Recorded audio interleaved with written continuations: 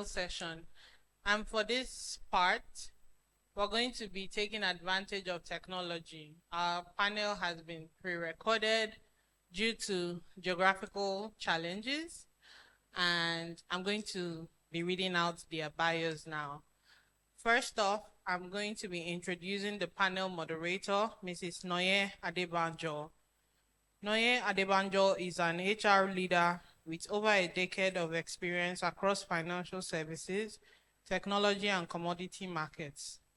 She's currently the EMEA Head of HR and Global Learning and Development for Vitol Group, the world's largest independently owned energy trader. Before Vitol, she held various roles with HCM at Goldman Sachs, where she began her career as an HR business partner for global markets, and subsequently engineering globally, leading Goldman's expansion of its technology business in Europe. During her time at Goldman Sachs, she led the team that developed the Africa Recruiting Initiative, making 60+ hires into Goldman's London office from Nigeria, Ghana, and Kenya in its first 4 years of running. Thank you for your service, Mrs. Adebanjo.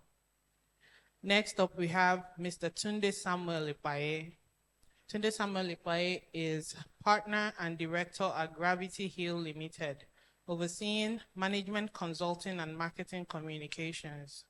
He was previously Group General Manager, Strategy and Corporate Planning at Insight Redefini Group, leading corporate planning and digital transformation. Earlier, he served as associate partner at Philips Consulting, managing business transformation, process optimization, acquisitions, expansion, and organizational design across sectors in Nigeria and Africa. With 25 years of executive and board-level experience in oil and gas, telecoms, financial services, and government, Tunde holds an MBA from Warwick Business School and has completed leadership programs at London Business School and Wharton. Thank you, Mr. Samuel-IPAYE, for being here. We have Mrs. FOLAKE ADENIYI-ADELEYE on the panel as well. Mrs. ADENIYI-ADELEYE is a certified executive coach, founder of Coachivate Limited, and a former C-suite executive at Microsoft and Oracle. With over 25 years experience across telecoms, IT, oil and gas, and consulting, she has led leadership development and enterprise transformation in global firms. As past regional sub-Saharan African HR director at Oracle, she enhanced leadership pipelines and workforce strategies. Coachivate supports senior executives in mastering executive presence and leadership transitions. An ICF, PCC, and AOEC alumna, FOLAKE coaches Fortune 500 leaders and speaks on leadership, artificial intelligence, and workforce disruption. She is also a board advisor and mentor passionate about women's leadership. Thank you for being on the panel, Mrs. ADENIYI-ADELEYE. We also have Mr. Wole Olomojobi. Mr. Olomojobi has nearly 30 years of international experience in financial management, consulting, retail, healthcare, and agriculture. He serves on boards including Belfort Consulting and Montrose Farms. He completed 5-year terms as chairman of Hartwell Hospital and PTA chairman at Vivian Fowler Memorial College. His career includes leadership roles in health insurance and marketing at IHMS, Hygia HMO, and ACS Incorporated, which is Xerox. Wole holds an MBA from the University of Lagos and a BSc in biochemistry from the University of Ilorin. A performance coach, and an ordained pastor, he is active both in business management and community service. And finally, on the panel, we also have Mrs. TOYIN ADEBAYO. Mrs. Adebayo is a chartered accountant with 20+ years in finance, assurance, and business advisory, starting at PricewaterhouseCoopers, PwC, She now leads Shell Nigeria's gas governance business finance team. A fellow of ICANN, Toyin also founded the Eden, promoting purposeful marriages aligned with God's design. With over 15 years at Youth Pastor, she mentors and coaches young leaders she's married to Adeyemo for 19 years and counting, and together they have 3 children. Toyin enjoys traveling, exploring new cultures to expand her horizon. And now we'll watch the panel. Thank you.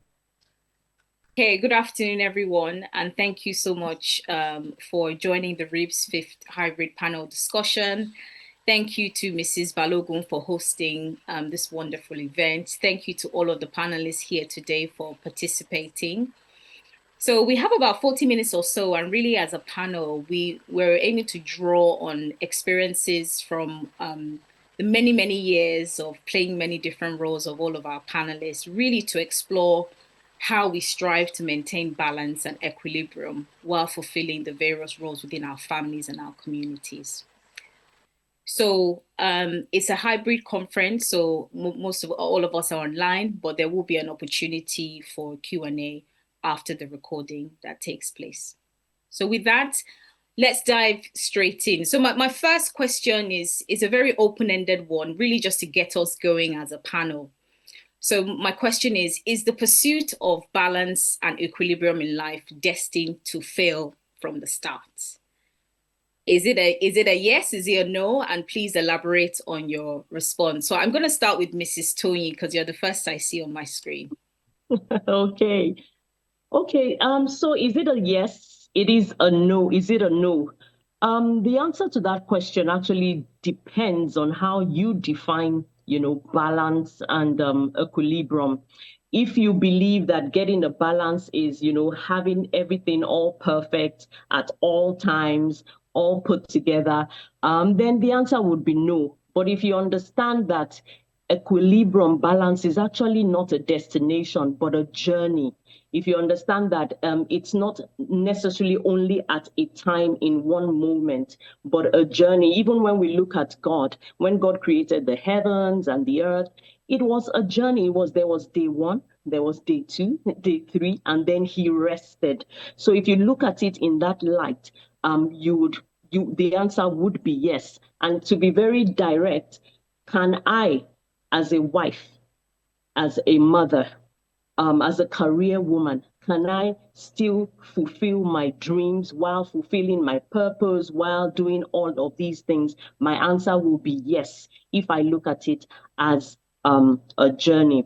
And I'll just give a quick example. For instance, I had a situation whereby at the time I got married, when my husband asked me to marry him, was the exact time that I was being asked in my organization to go for a 2-year cross-posting in the UK to work there for at least 2 years.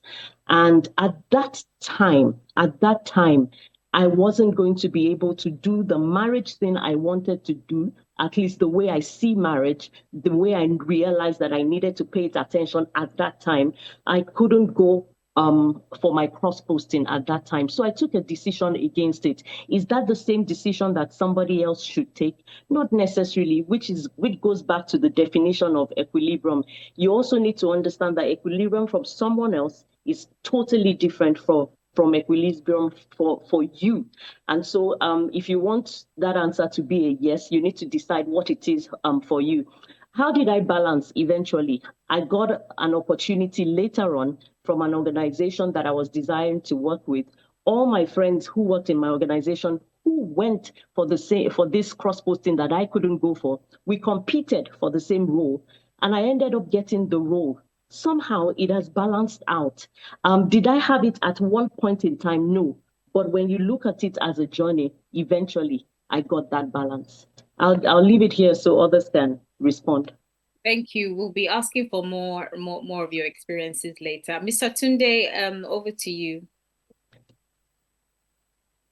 Okay. I think it's a classic MBA question where you say it depends. And it's usually situational, especially the situation is just defined by by the individual, because there is no one size fits all. And I agree with the last speaker. I agree with Tony 100%. It's a journey. It's not a destination. And as long as you're moving closer to your definition of what equilibrium means, then you're on the right path. I think what is important is that you're on the right path and you are doing the things that helps you measure how close or how far you are. Are you going to get there? I don't know, to be honest. But as long as you're on the right path, then that's a good thing. It's when you're not on the right path that there's a fundamental problem. And on the right path is not as defined by someone else, it's as defined by you and, the pathway to achieving it. So for me, it's a yes, because I would say, yes, I'm on the right path. That doesn't take away the fact that, hey, there's been a lot of challenges, a lot of sacrifices being on that pathway. So I would say yes. Okay. Thank you. We'll come on to those challenges and sacrifices in a moment. Mrs. Folake, do you have anything else to add? Nonye, it's very tempting, like Tony did, to really go into examples at this time. But honestly, alluding to what Tunde said, my answer would be a complete no. And that is because I'm answering your question. Balance is not a destination. It's a dynamic discipline. It's something that you have to continuously work at. It's not a fixed point, to arrive at, but it's a continuous, intentional process of aligning with what truly matters, And the thing about it is that because I have evolved over the years, because I have, I've had to reinvent myself many times. Woe is me if I make this sound easy. Balance is not easy. And the bottom line is that I guess I have found more peace with the concept of integration. Very long ago in my marriage, in my existence, in my Christian work, in my career, I left the concept of balance alone. Integration works better. It brings me sanity. Integrating life and work as much as possible, as opposed to keeping the different areas in compartments, So balance often suggests that 50-50 split, or, things often remaining static, but life does not work that way. Seasons shift, priorities change constantly. So integration is about juggling work and life in such a way, again, like I said, that aligns with one's values and priorities, because you really just cannot do it all.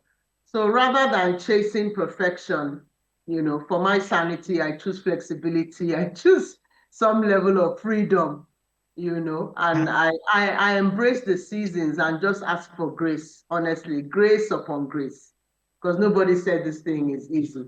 Great. Thank you, Ma. Mr. Wole, lastly, before we move on to the next question. Thank you very much. Those answers were very distinct to each speaker.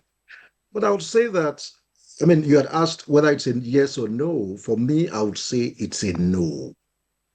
Because the pursuit of balance and equilibrium, it's something that needs to be adjusted constantly.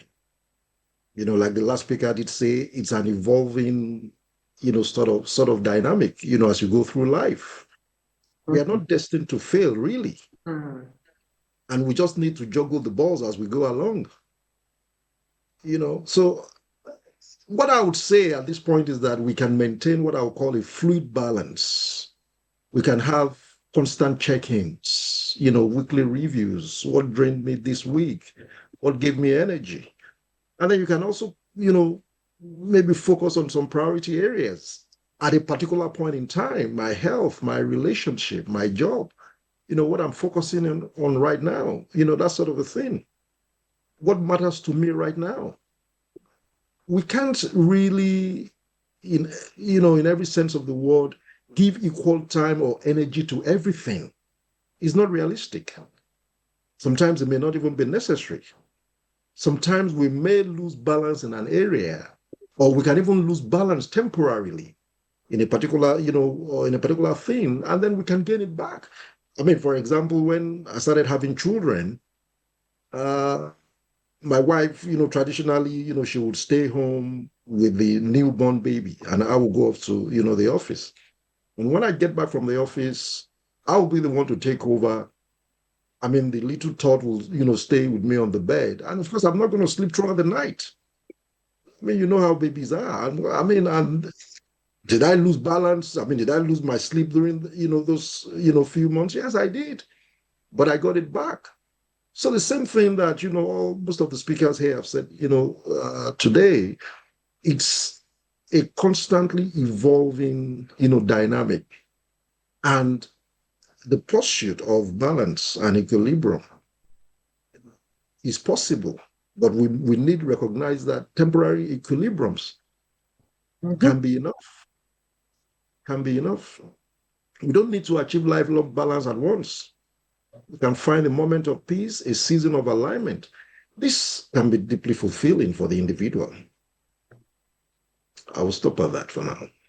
Thank you so much. So a few nuggets already: routine, balancing, grace upon grace, saying no when you need to say no, and recognizing that there are seasons. So all very philosophical. So let's go into some of the practical and routine ways that you maintain balance between work and home life. So Mr. Tunde, I'll start with you. Can you give us some practical tips and examples of how you maintain this balance?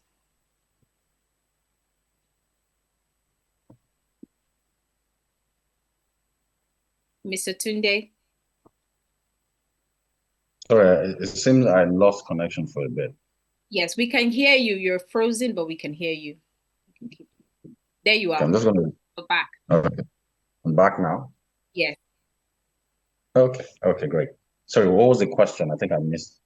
Yeah, so the question was, just share some practical tips of how you actually maintain the balance between work and home life. So for me, I look at it beyond work and home life. Look at it from who Tunde is, which is,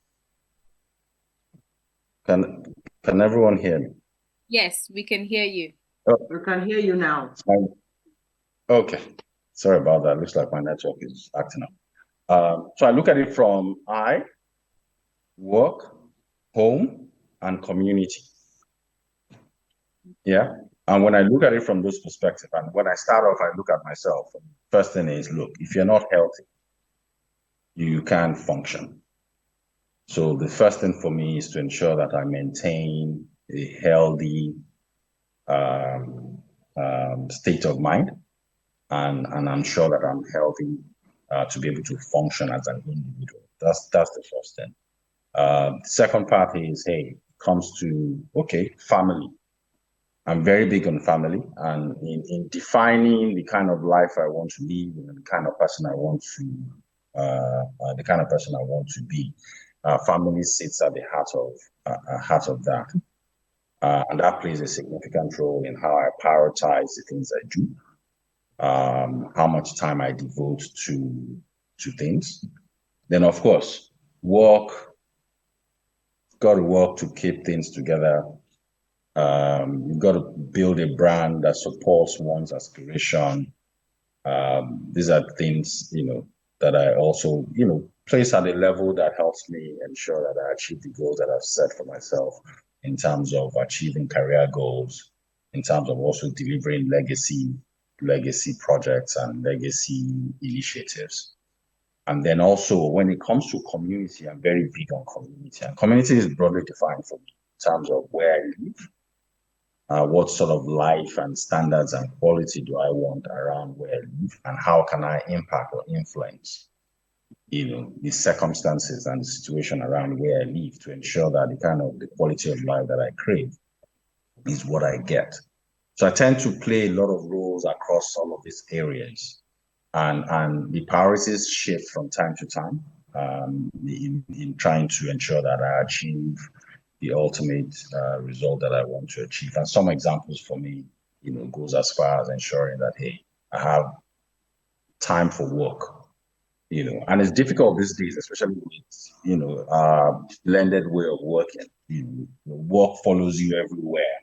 Unlike those days before remote work, before COVID really, changed everything fundamentally. Before COVID, quite a number of people were working remotely, but COVID just kind of normalized it. And it's very easy to get caught up in work and losing self. So I had to draw some clear lines around, hey, there's time for work, there's time for me, there's time for family, and there's time for community. So those are some clear boundaries. It's not a 25% across board sort of thing, but it's just a level of deliberateness across all four, where I know that Tunde has to be healthy and sound, our family has to be good, work has to be delivered, and community has to be protected in such a manner that they all come together to achieve. I'll pause for now. Thank you. So it sounds like you have a very clear view as to how you sort of segment the different roles that you play, and how you sort of apply yourself and prioritize and reprioritize, right, as the seasons come and go. Mrs. Toyin, do you have anything else to add to that in terms of how, some of the practical ways in which you sort of maintain and balance? Okay, thank you. For this question in particular, I took my time and I asked myself that, how do I really get by? And I took notes for some of the things. The first for me is indeed my state of mind, my emotional, my physical well-being. So I start every day with a devotional session with God. I need the energy. I need the strength. The same way you need to eat food so that you're strong physically, I understand that I need to eat spiritual food for my mind and my soul to get by. Two is that I realize that it takes a village. For a woman, you need support. You need all the help that you can get. You're not going to be able to be everywhere at the same time. You're not going to be able to give your children all the attention that you wish you could. So you're going to need help. So for me, domestic help, I take it very seriously. I make sure that I take my time to hire and then I honor those that I hire, because I want them to also honor my children. I want to have peace of mind when I'm at work and I have people supporting my children. Another thing is that I have a personal assistant. Before, I used to think that having a PA was a luxury. It is not a luxury, it is a necessity. That is the truth. It took a mentor to help me see that, which I'll come back to. So I have a personal assistant. As soon as my children's itinerary comes to me, I forward it straight to her. I also forward to my husband, because both of us, we are bringing up these children together. It's not only me, As things come up, I send straight to the PA, I send to my husband, so that he too is thinking about it, how we will resolve the matters. And I have a calendar, so she puts in everything, the things that are very important to me, such as I want to make sure I attend my children's, events in their school, activities, sporting activities and all that. So she puts it all in the calendar. I also have sat down to think of what my priorities are. And indeed, they change at different times. There are times that, look, God has said to me that, look, you have to pay your children more attention. So that kind of time, I would really dedicate, I would put in a lot more time for that. So with this PA, my life has transformed. In fact, I carry the banner everywhere, get a personal assistant. Another thing that I try not to do, I try not to copy and paste. I know that somebody else has a balance at a particular time in their lives. What balance may look for me, look like for me might be very different. I gave you an example already. Some people would not think that is a good decision, where I decide that, oh, let me do my marriage. And besides, those days, we didn't have all the technology we have these days. These days, maybe you can consider it, but to be honest, I don't regret that decision. But it was because I had my priorities right. So it was easy for me to make that decision. Another thing that helps me a lot is that I practice self-care. So I love, whenever I travel a lot for work, so whenever I travel, for sure, I'm going to get a spa. I'm going to book a spa to take care of myself. Yeah, I also make very good use of my time. For instance, on a flight, I use, I take personal retreats where I spend time with God and also spend time strategizing how to, balance all these things. And at those times, I come up with great ideas, unlike when I'm, just always out there. One of the tips is when you go on these long flights, you go on a flight that is 6 hours, you go on a flight that is 10 hours. I use that time as personal retreat. Sometimes I don't switch on my TV or whatever on those times. I really sit down and strategize that. How do I balance things? Also, I don't allow people guilt trip me. In my children's school, when they were in primary school, my husband was more active. He was on the PTA. He was the one that they saw all the time. When I get to school, they'll make all those comments like, oh, we don't even see you. Is your husband we see? Yes, my husband is the father of his children. So you should be seeing him, So I don't allow them. I know what I want. I know that I need teamwork. I need my husband to be there at different times. I need to be there at different times. My husband has he's self-employed while I have a 9 to 5 and I'm employed. So my own time is less flexible than his own time. So obviously he's able to give that time. But do we make sure we give time to the children? Yes, we do. Also, I make sure I am my husband's wife. There's this whole thing that, oh, you must cook and you must do all that. I sat with my husband. What is important for you? My husband made it clear that, look, I just need to eat, really. You don't have to be the one to make my food. Maybe sometimes he likes the way I make certain things. So to honor him, every now and again, I'll do that. But I have someone who does that. So anything you can delegate, please delegate. There are some things I cannot delegate being a parent, but I can delegate somebody cooking, for instance. I can delegate somebody washing or going to the dry cleaners and things like that. What I can delegate, I will delegate. Now, to make up for that, for instance, my husband, when he comes home, I make a big deal to serve his food. I didn't cook it, but I will serve it. In fact, I make sure that nobody else serves him, And even when I'm tired, I make that sacrifice. When I'm tired, I'm already sleepy by the time he gets home. I just want him to have that feeling that my wife would get up to go and, and get my food. And finally, so I don't go for too long, I'm also supposed to be useful to my community. Not all, a woman is not supposed to just be there for your husband and your children. You are there for your husband, yes, your children, they're your primary responsibilities, but your community also needs you. You need to be useful to your community. So I spend time counseling, I spend time mentoring, I spend time coaching.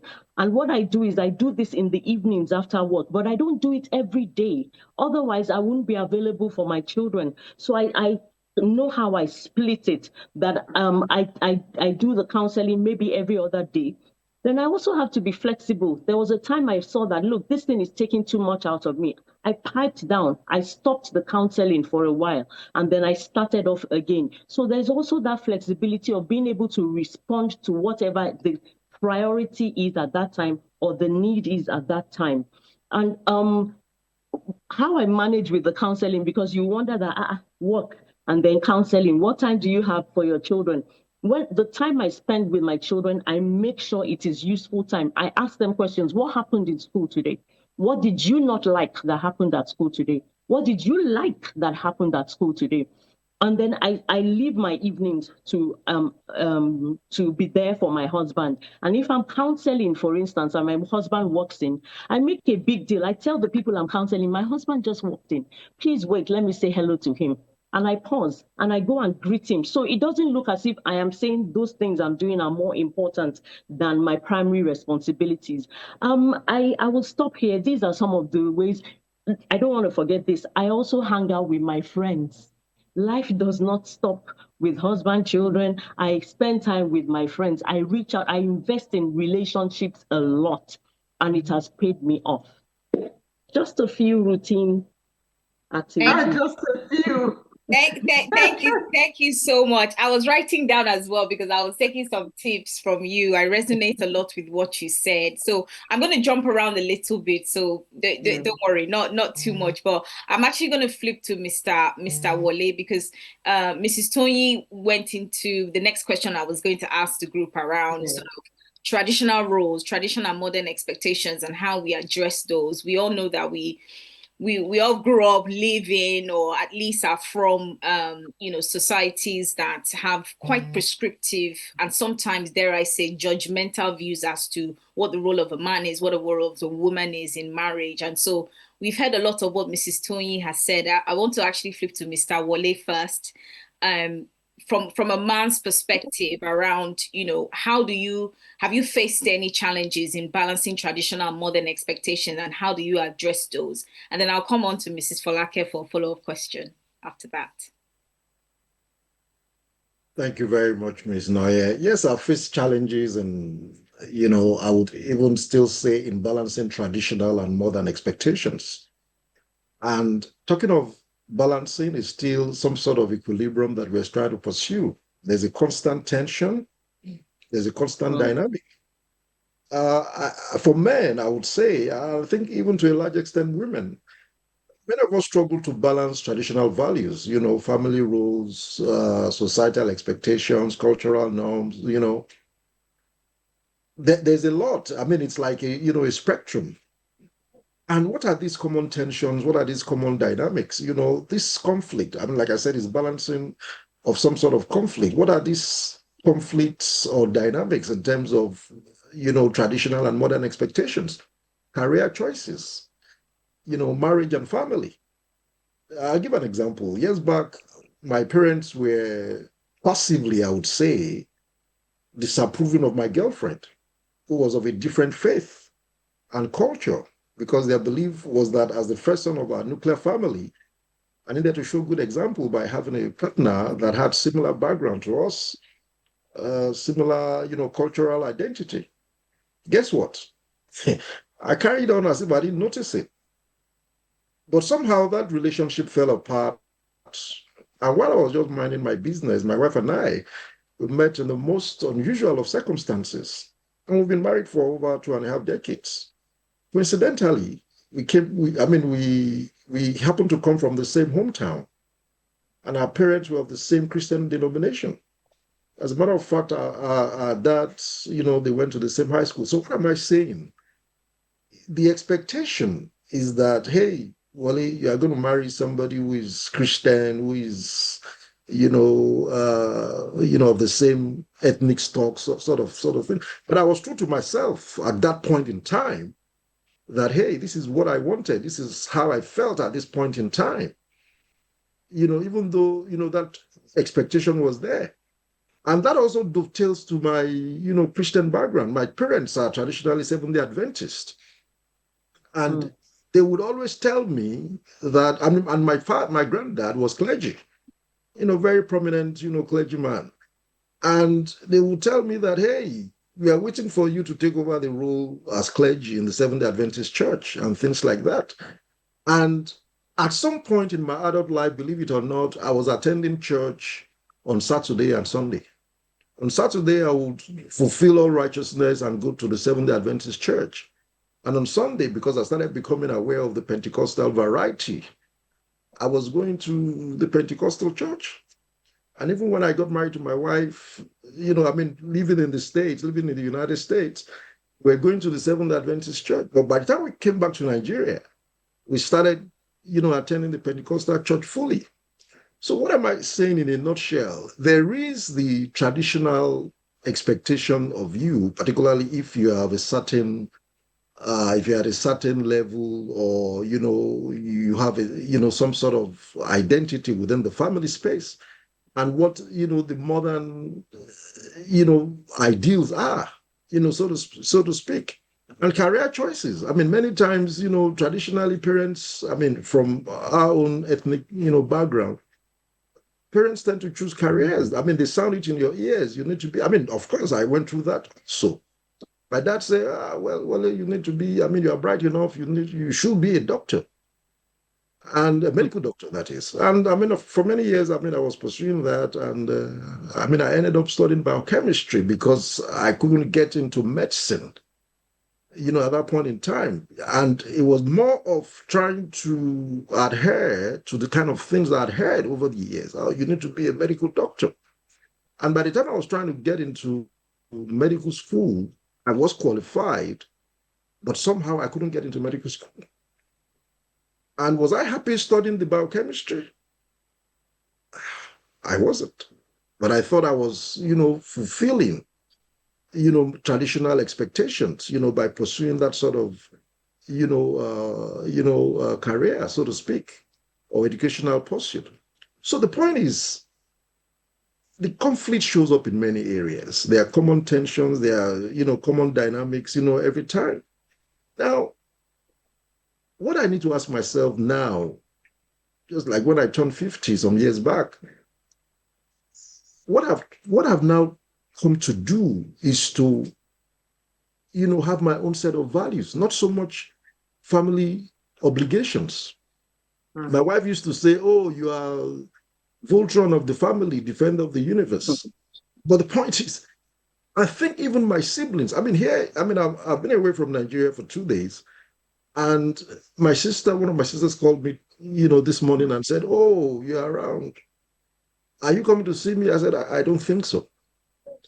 And my wife was shocked to hear that. I mean, when I dropped the phone, she said, "How could you say that?" I said, "Well, I don't think I would have the time to go see her."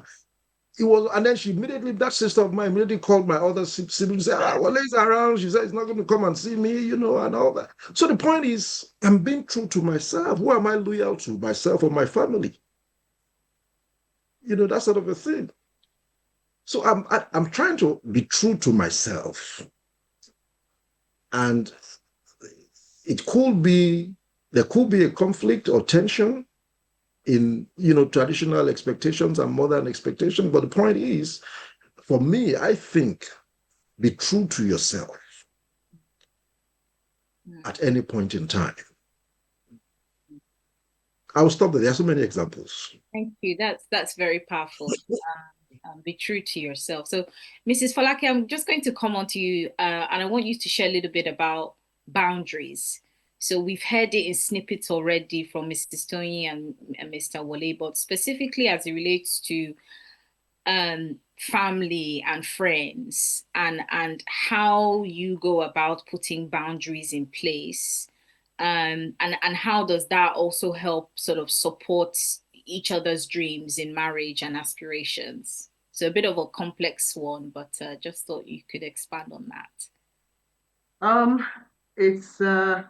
That's never really easy, especially when we talk about the different, the diverse backgrounds that we come from and expectations.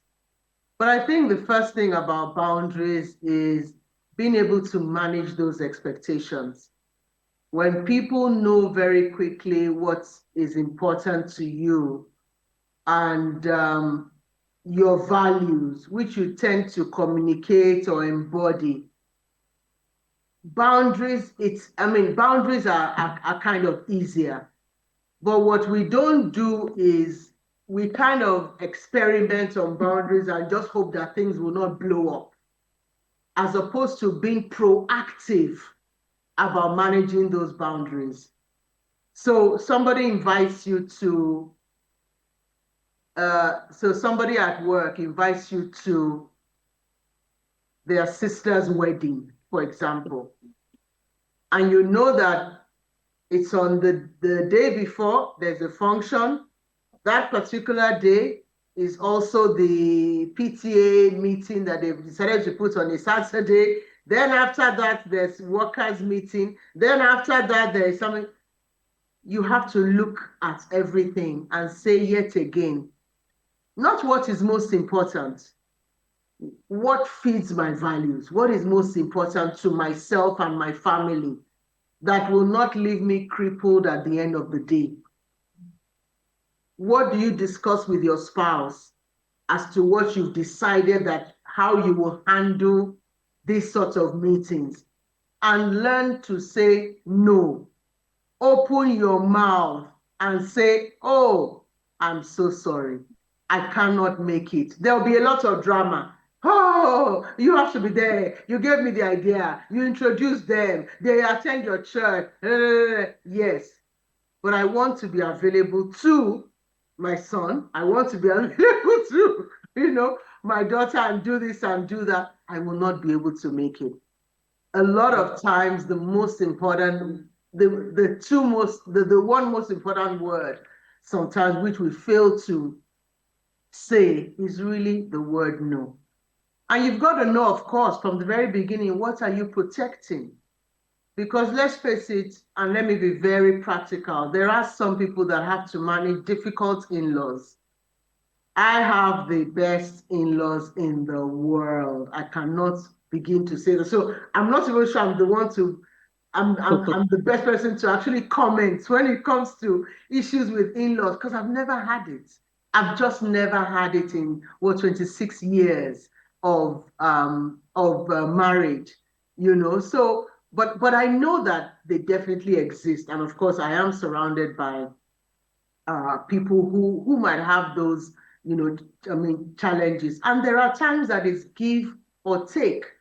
But I must admit to you that where those challenges occur, the other spouse must also be ready to protect the spouse, to say, this is the way this is done, whether you've been doing it for years in the family. Talk about what's important for you in your bedroom, so that when you are outside, you decide who is going to speak. Sometimes we say, who is going to speak, or who is going to tell mommy this? Who is she going to hear it from?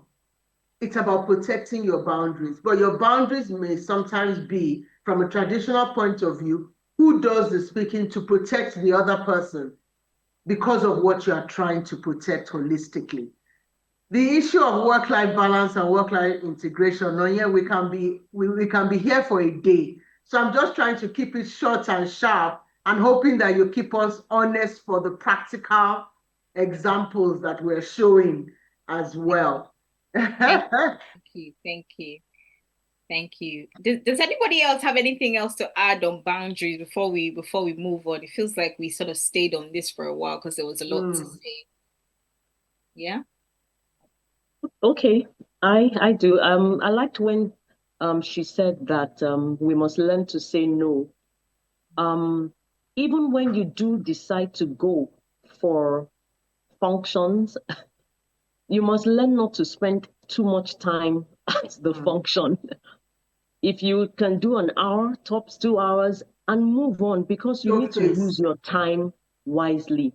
And there are functions that you don't have to go to. You can just send in a gift or some money if you know that these are people that you value and you still want to show somewhat that you value them. So sending a gift, sending money can be useful for that.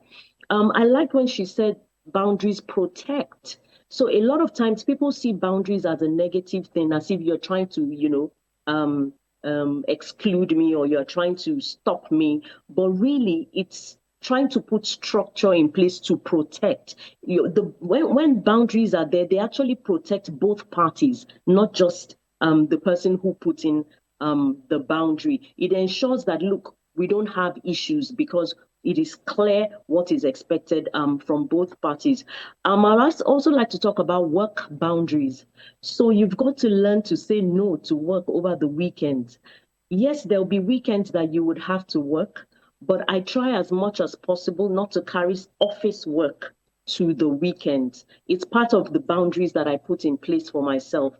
Another boundary I put in place for myself is work hours. Especially during COVID, that was a mess. We were just working day and night, morning, all the way. I put work boundaries for work hours now, meaning I decide that, okay, I want to close at 4 o'clock or I want to close at 5 o'clock. And if that means that I don't participate in chit chats in the office, I have to focus to make sure that I get the most out of the hours that I'm putting in, so that, look, once it's time, once it's 4, once it's 5, I can just get up and go. And also not to take up responsibilities. I'm going to use the church example.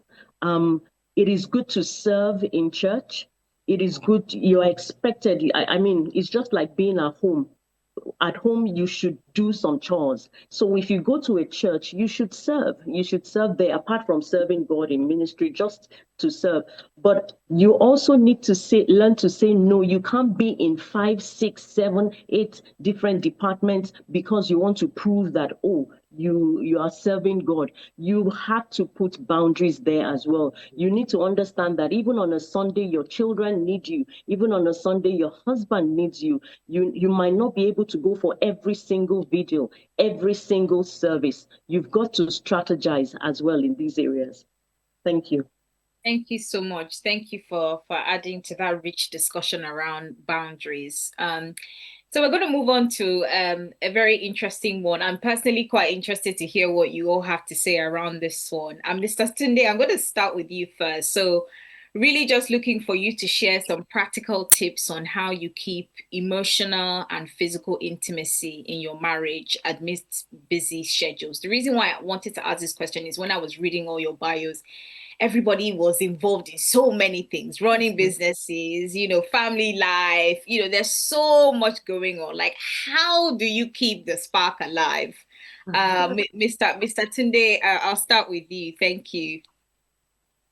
Thanks a lot, Maya. Very, very interesting question. And the way I'll come at it in stages, especially when you look at how we evolve from relationship into getting married, from being spouses to becoming father and mother, and things like, because things evolve over time during those stages, coming out of a relationship and going into the marriage.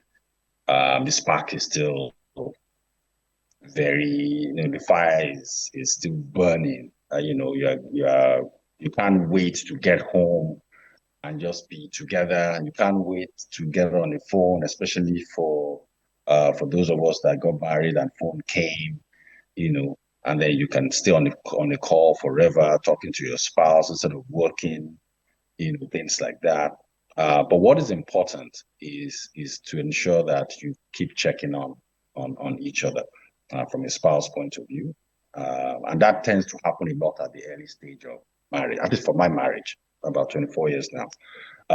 So early stage, there's that constant checkup every now and then. And what then tends to happen, the moment you start having kids, attention spans tends to shift a bit, depending on the kind of role you play. I'm a hands on dad. So I tend to check on my wife. And when I get home, guess what? I have my daughter and I'm all over Lagos, strapped, in front of me, going all over town, with her. At some point, someone walked up to me and said, "Are you a single father?" Because I was such a proud dad. I just used to carry my daughter everywhere I go. But being deliberate for me was the most important part of keeping the spark alive. And being deliberate, knowing that, look, I have to ensure that my relationship with my wife has to be maintained and sustained, and more importantly, developed over time. So from time to time, you try and go out on dates. From time to time, I like to travel. She doesn't, But guess what? When we are finally on the trip, then she enjoys it, So I'll drag her out to go do what I like to do. She likes to cook, and then, spend time, go to the market, go shopping together, have a long conversation, have a lot of laughs. We tend to make fun of a lot of things, just to not be too stiff, because sometimes work can be crazy, especially Folake knows our line of career. You are constantly under pressure from clients. You have deliverables. Clients are breathing down your neck. So there's just work piling up and following you everywhere you go. So I think for me, the most practical thing for me was to be deliberate, to say that, look, I must dedicate time when I go out. Oops, I've just lost power. I hope you can still hear me though. That's fine. We can hear you. This is Lagos. Yes, evidence of the fact that you are, you're, but we can still hear you. Okay, great. So go out on dates, spend time to cook. I like nature a lot, so we do go camping. Spend a lot of time with nature.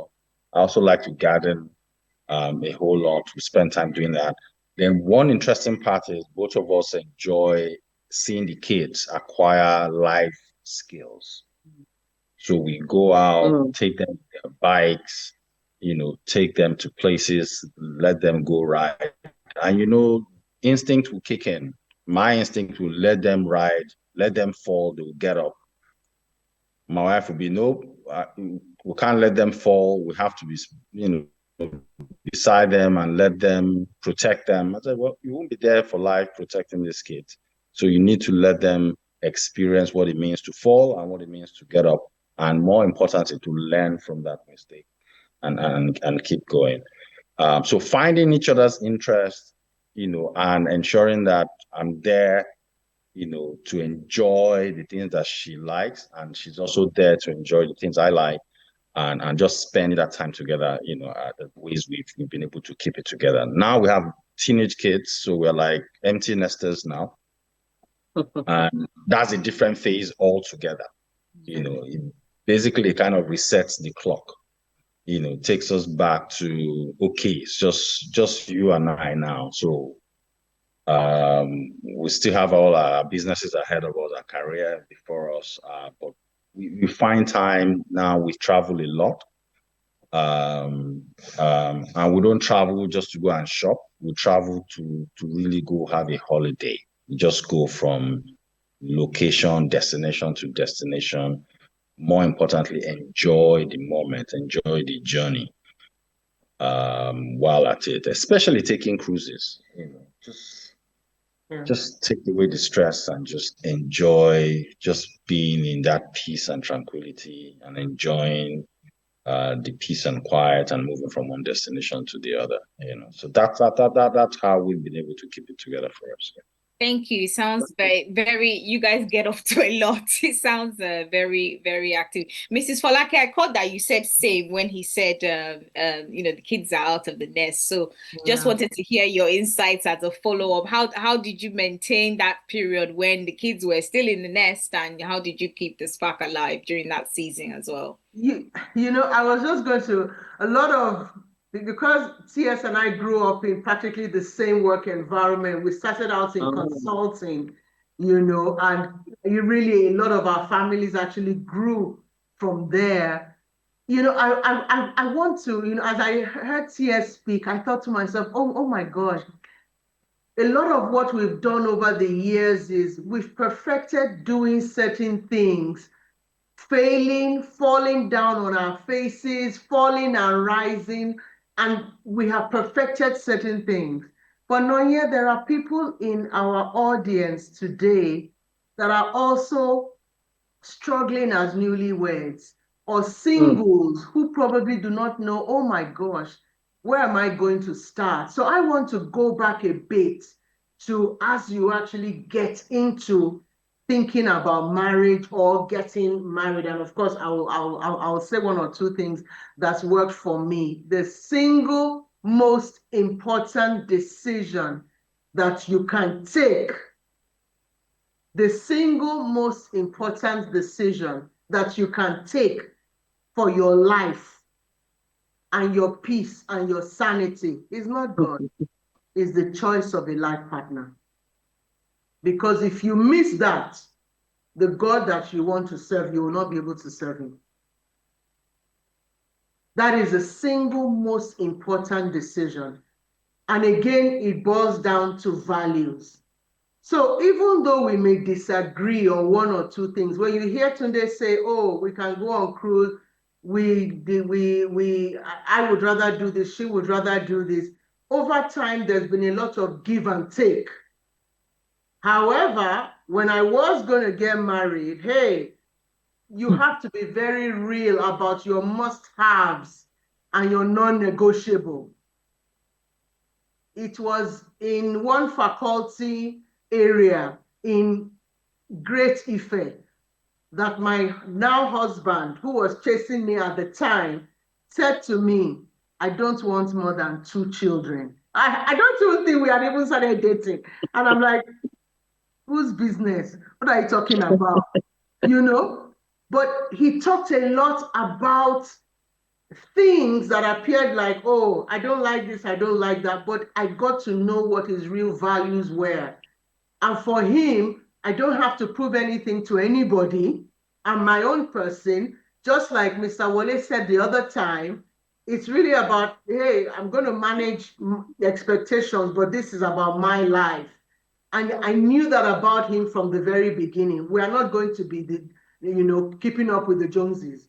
We're not going to be, the type that, oh, we have to be everywhere at the same time. Know who you are going to marry, because this thing that we're talking about, it can make or break.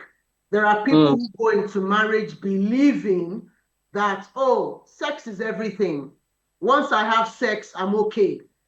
However, you forget that the man is giving to sexual intimacy, the woman is giving more to emotional intimacy. Where do you find the middle ground?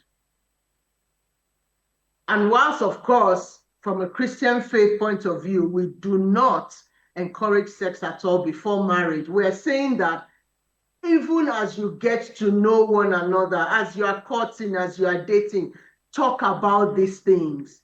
The person that you are dating is not a psychic.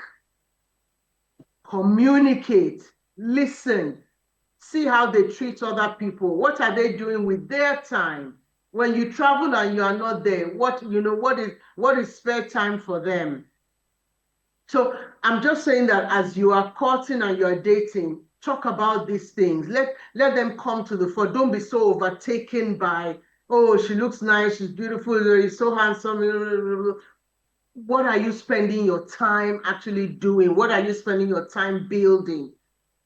And this is where I come to the 7 wheels, the wheel of life, I beg your pardon, the wheel of life. I can't remember all of it, but if you are talking, some people say, what do we talk about? Talk about what's important, about your relationships. Like you said, Toyin, about your self-care, about career.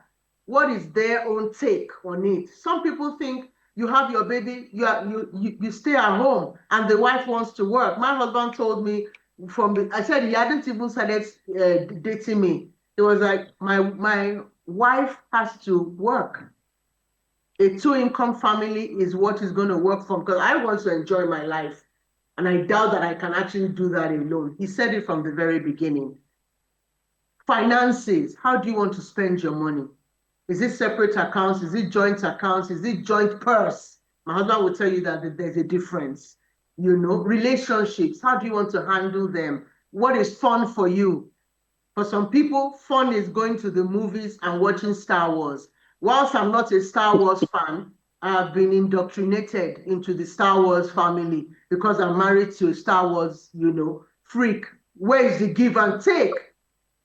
For some people, travel is about shopping. For some others, travel is about history and museums. You've got to always find a middle ground. As long as you're traveling and you're having fun, it's important. For some people, I still met somebody recently in our 50s, and that person said clearly, I don't enjoy traveling. I was like, oh, in my mind, I'm like, I cannot do without traveling. I don't borrow to travel, thank God. But I'm saying that if I have to go to Nonye to say, Nonye, please, my life, my sanity, help me. I need to travel. For some of us, that's our fuel. and you've got to find what is feel, for you. And for the other person who doesn't, obviously he then has to do it once a year because he has key stakeholders in the house that he has to appease, So, I have quite a bit to say on this, but let me stop there to say that you also have to start thinking about it now. And if you've gone into marriage and it's all topsy-turvy, you can still start to correct it and repair it and talk about it and refine it, until you get to that point. I hope I've done a bit of justice, Nonye. Thank you. No, you've actually answered one of the questions around tips for newlyweds. You've kind of covered that off already. Oh, so fantastic. In the interest of time, I'm just going to move on to one final question before we wrap up, because I really wanted to get something in there as in regards to role modeling as parents. So I noticed that all of you are parents here, and so very keen to just hear how you also role model and define balance for the next generation. So Mr. Wole, I'll come to you first, if that's okay, and then Mrs. Toyin. Thank you very much. I believe my audio is on. Yes. I think as parents, it's less about presenting a perfect life, more about living intentionally. You live, show your vulnerabilities in front of your children. Let them also see you set boundaries, like, Mrs. Folake had talked about the other time. And of course, balance starts with boundaries. My last child is writing his IGCSE now. And I tell him these days that there are so many things I used to do for you as your dad, but expect you to be less now as you're getting older. Don't expect that, there will be a lot of visiting days like it used to be. And I can tell you, I'm not able to make it to your visiting day this weekend. I'm not able to talk to you right now. Can I call you back in an hour? Things like that. So let them see you set boundaries as parents so that they also, will have the confidence to be able to set boundaries themselves. That sort of a thing. Those are some of the things you're passing on to the next generation.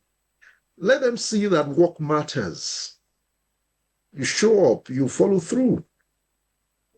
Play matters, rest matters, but work is also very important. We are seeing the sort of thing that is going on with the Generation Z now, where, they take work as if it's a chore. Yes, it is a chore, but they believe that. And there's a phrase now that everyone is talking about, soft life, that, you don't have to work hard, you need to work smart. Yes, working smart at what expense? And now it's all about the easy way, things like that. But the truth is there's value in work. And let your child or children, let them see the value in work. Normalize or, use the language of balance also. Sometimes you can be off balance and it's okay. You need to slow down when you need to slow down. You need to study. When you have exams coming up, focus on those exams and leave all those distractions. I was telling one of my daughters the other time who had some exams, external exams, and she was still planning on going for concerts. And I told her pointedly, that's a misplaced priority. Those concerts would always be there, even better ones. Why don't you focus on the exams at hand? And then, of course, involve your children in discussions. My wife is very fond of checking in on our children, no matter where they are. In fact, 2-3 times a day. I try to. But I'm saying that do a constant check-in. There needs to be an emotional connection with the children, and then, revalidate and validate every time. I love you, I want the best for you, and apologize. I'm sorry, I wasn't as patient as maybe I shouldn't have said that, and things like that. So there needs to be a model of resilience. There needs to be a model of accountability for the next generation. Of course, there also needs to be a model of self-awareness. Self-awareness is greater than control. I normally say that. It's greater than control. I mean, life will throw you off balance. There's so many things that will come at you in trying to, find that equilibrium like you had started out between, work and life and so many things. But if you are self-aware, you will at some point be able to even control some of the things that life throws at you. I'll stop there for that. Thank you. Thank you very much. Mrs. Tony, anything else you would add? Thank you. I like the bit about vulnerability. So for me, of course, the number one thing is to role model, this balance in my life to my children. I sometimes get feedback from them. I ask my children, what do you think? Do you think mommy loves daddy? Do you think daddy loves mommy? How do you know? I let them know when I'm overwhelmed sometimes. I let them know that there's so much I'm juggling and I need to pray. I even sometimes call them, oh, yeah, please come and pray with me. I have a lot to do. I also show to them, they see me because I'm able to work from home. They see me take my work seriously. They see me even finish work and still counsel in the evenings. They see the example of not being only valuable to your family, but you're also valuable to your community. I always say to them, I got it from my mom. Don't let what you cannot do stop you from doing what you can do. I practically say to myself every day, it's part of how I get balance. Yes, I might not have it all perfect, but the ones I can do, I will do. They see how I juggle things. I remember I was, there's this thing like when you get pregnant and you're, bringing up toddlers, maybe you can't do much. No, they saw me. I had 2 of my children and I was pregnant with the last. And at that time, I was pastor to a campus fellowship. And I will bundle them all up and we will go for the fellowship. I will preach, I will counsel before I come home. They see how you juggle these things. They see how you focus. And I also play. I let them know when I'm playing. I let them know that, whoa, I've worked, I beg, it's time for me to play. Nobody should come and disturb me. Don't come and knock my door. I want to rest. I let them know when my husband and I were going on dates. Life is not all about you, children. My husband is also my husband. I let them know that, okay, I want to go and pay him attention now. So they see how I have to be there. I let them know when I have to go and visit my in-laws. I like to say I like to go extravagantly to my in-laws. I like to buy all sorts for my parents' in-laws. So they'll see as I do all that, and they'll see that I have friends as well. They know that I love to dance. They know that I love to travel, play. So they see the whole balance, and I am vulnerable with them. I let them see all of these things. I let them see when I'm not so happy either. When things are a bit tough, I let them see that sometimes I drop the ball. I'm not perfect, mommy. Sometimes I tell them a mistake I made, that, oh, maybe I should have followed you for that. There was once that my daughter went for World School Games, and because she had gone for something else before that, hobbies or something, and I followed her. So I thought, oh, this one, I don't need to follow her. She should be fine. And it was that year that something significant happened during the World School Games, where some girl, something happened to her, and I felt irresponsible. And I owned up to it that, you know what, maybe it wasn't the right decision not to go with her. Sometimes we will drop the ball. Sometimes we will not be perfect. We will not do it the perfect way. The important thing is to learn. The important thing is to, grow. So the next time that came up, even though I didn't even have as much money as I had before, I made sure I gathered whatever the money and I made sure I went with her. And she saw that I thought it was an error that I didn't before, and she saw me correct myself. So it is good to show your children both the, hard work, focus. And I also use my son, my middle child. He is very good at focusing when it comes to exams. He doesn't touch, he loves to play games. But once his exam starts, he focuses on his exams only. He forgets about the games. So when he wants to start playing games after exams, I allow him.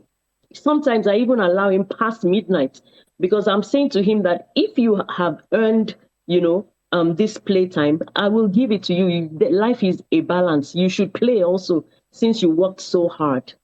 And like I said, I get a lot of feedback. I ask them questions and let them ask them how they see me. I ask them that how do you see me?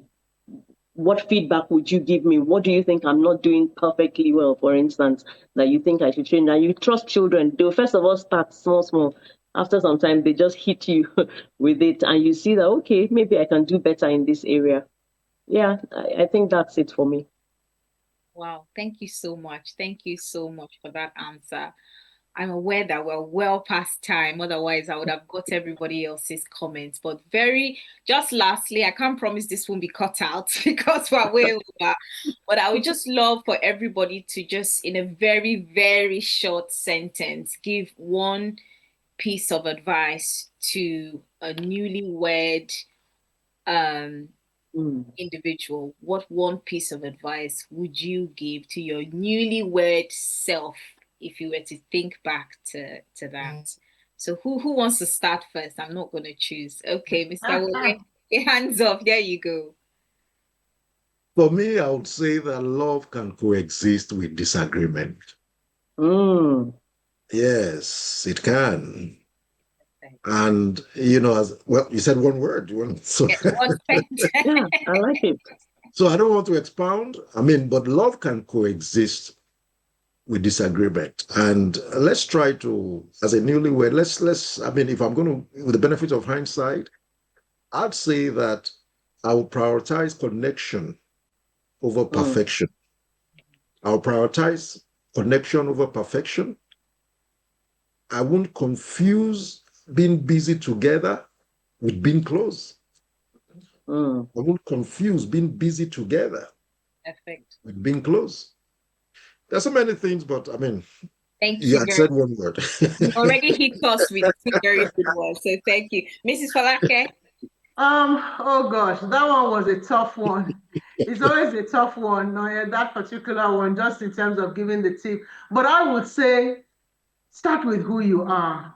Don't be afraid to experiment. You can't do it all, but start with your why. Know what truly matters. Guard your calendar. Travel the world, and grace upon grace is available to you. Love that. Thank you. Mr. Tunde? Wow. One word. One sentence. One sentence. Okay, one sentence. I would say communicate with an open mind. Have very open-minded communication with the intention to constructively move forward. That's what I would say advise my younger self, because what you find in marriage is, especially at the early stage where you're transitioning from relationship to becoming a couple, totally two different ball games altogether. And it's important we know that, look, we're in this for the long haul, and it is possible for compromises to not become conflict, and then take it from there. Thank you. Thank you. Last but not the least, Mrs. Toyin. Okay. I'd like to leave with the 3 Ps. I like to call them the 3 Ps. What I would advise a young couple. First is that you should plan together. Come together and make a plan. Understand that what you want in your marriage is synergy. You want one person to come together and produce more, create more, be more than you would have been as individuals. 2 is, I would say, pray together. Praying together gets you intimate. praying together helps you to even know what your dreams are. Because if you want someone to pray with you, you say what really is in your heart. It helps you to know each other better, know what is important to each other. And of course, it brings spiritual closeness. And thirdly, play together. Don't assume that you will play together. Make time out to play, make time out to go on those dates, make time out to get closer to each other, make time out to travel, plan couples events only, not just family travel. Even if you don't want to go outside the country, you can go to some hotel, something cheap, not so expensive, but give that time to both of you. So I leave you with the 3 P's: play, plan, pray. Thank you so much. Wow, what an amazing, amazing panel. There's been so much wisdom shared on this panel, and I just want to thank each and every one of you for just taking the time to pour out into the conference and also just share very personal examples. So yeah, thank you so much. God bless you. God bless your homes. God bless your careers. God bless your children and the seed that comes out from every one of you. So yes, I'm just gonna pause the recording. Right. Fantastic. Thank you very, very, very, very much.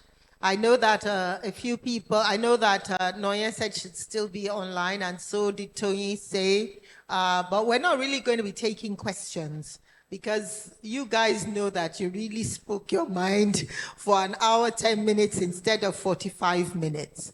But I got a lot of nuggets from there, you know, and a few of us have been discussing in here anyway, that balance and equilibrium is a journey. That's what you said.